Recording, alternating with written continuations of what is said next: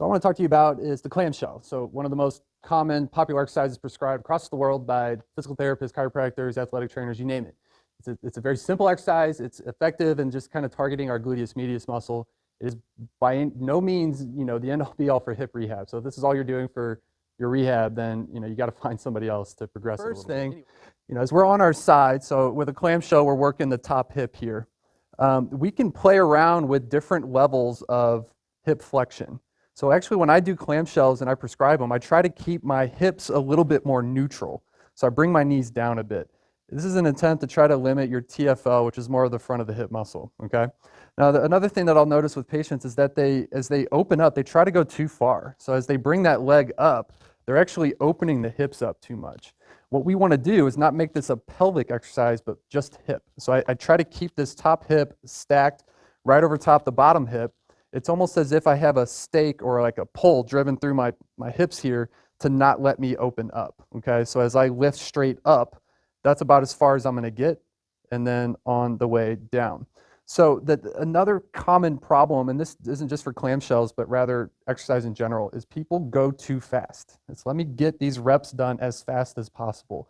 And that's not ideal. I want people to slow down and really get that, mind-body connection there. You want to feel like you're controlling the hip joint in a very slow and controlled manner. So what I do is I go slow on the way up, hold for a second, and we're going to go slow on the way down.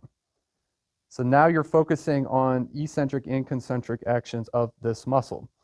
And you'll find too, as you start to slow things down, you might not need that resistance band that you were using because all of a sudden there's a little bit more challenge to it. It's what's called a Clam Plus. So, we want to try to mimic what this muscle will do when we're weight bearing, which is stabilizing that hip as the other one can lift. And then when we see weakness in the glute, it does the opposite. So what I do is I try to shear my top hip down. So it's like I'm taking my knee and I'm pushing it straight that way. So if you were looking at it from this angle, you would see that my left knee or my top knee is sticking out further than the bottom knee. So I'm just sitting there growing that leg out in a way, almost dislodging the hip a bit, and then I do the exercise from there. You'll find this ups the difficulty a little bit. In fact, I find a lot of people just have a hard time getting that just feel of how to even move their hips that way, okay? Last thing you can also do is play around with different knee positions. This is stuff that I've found changes, as you can see, as I lift here, and then as I straighten, I'm only about to there.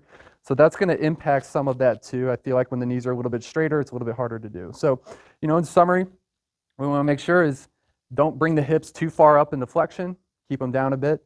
Make sure your hips are stacked, so not opening up as we perform the exercise. We want to go slow and controlled, so making sure we're taking the same amount of time up as we are down. And then I like to add the Clam Plus, sticking that knee out a bit to lift and control the motion from there. Go ahead, give these a try. Let me know if this makes the clamshell a little bit more effective for you, or simply if you disagree with what I have to say. I'd love to hear it. So go ahead and give these a try. Let me know.